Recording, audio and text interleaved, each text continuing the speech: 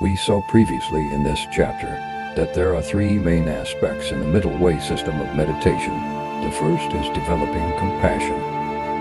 The Tibetan word for compassion is nyingje. The first syllable nying means heart, but actually it refers to the mind. The word nying means heart because it is not merely a way of thinking, but comes from within the deepest part of oneself, from one's heart.